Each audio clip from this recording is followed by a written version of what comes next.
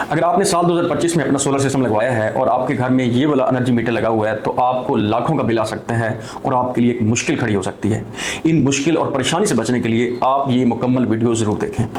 बिस्मिल्लाहिर्रहमानिर्रहीम। अल्लाह ताला के बाबरकत नाम से जो वहदहुल ला शरीक है। मैं हूं engineer Mohammad Zahid scope solar से। सबसे पहले हम बात करते हैं ये स्मार्ट एनर्जी मीटर एक आम ग्रीन मीटर या एक आम मीटर से कैसे मुख्तलिफ है।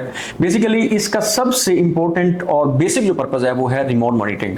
यानी ये जो वाला जो मीटर है वापडा के सेंट्रल सिस्टम से कनेक्टेड होता है और इसकी जो सारी रीडिंग्स हैं, इसका सारा डाटा है वो सेंट्रल सिस्टम में रिकॉर्ड हो रहा होता है और वो वहाँ से आपकी ये जो रीडिंग्स हैं वहाँ पे एक्सेस लेके आपको बिलिंग उसके अकॉर्डिंग भेज सकते हैं। यानी अब यहाँ पे मीटर रीडर आने की जरूरत नहीं है, इसकी मैनुअली आके रीडिंग ले और फिर जाके जो है ना वो डाटा दे।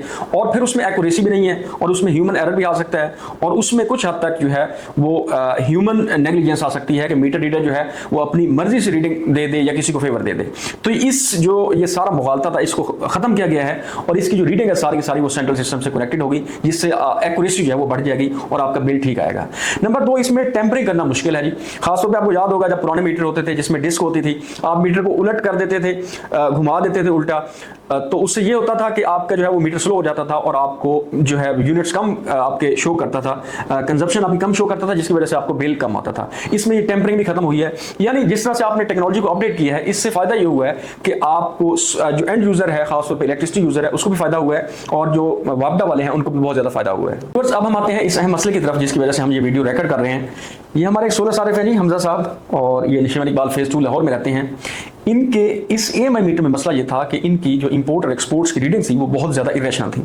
यानी इंपोर्ट बहुत ज़्यादा थी और एक्सपोर्ट बहुत कम थी। हालांकि अमूमन ट्रेंड ये होता है कि आपका जो सोलर सिस्टम डिज़ाइन किया गया होता है उसमें आपकी एक्सपोर्ट जो है ना वो हमेशा ज़्यादा होती है और इंपोर्ट आपकी कम होती है।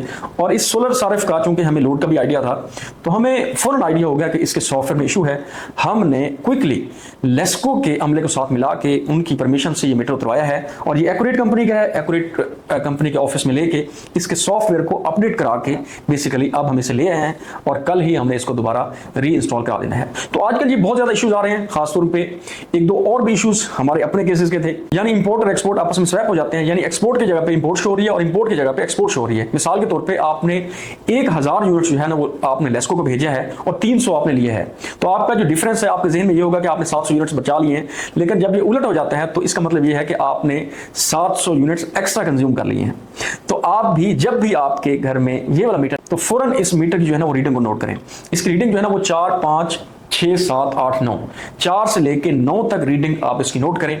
अपने वेंडर को भेजें, उसको साथ मिलाएं, उसको चेक करें, वेरीफाई करें, ताकि आपकी ये रीडिंग जो है ना वो ठीक हो और आप जो है ना वो 1 महीने के बाद आपको याद ना आए, जिसकी वजह से आपको लाखों का बिल आ सकते हैं और उस हजीमत से आप बच सकते हैं। इस तरह की मजीद वीडियोस और अपडेट्स देखने के लिए हमारा यूट्यूब चैनल स्कोप सोलर देखते रहिए।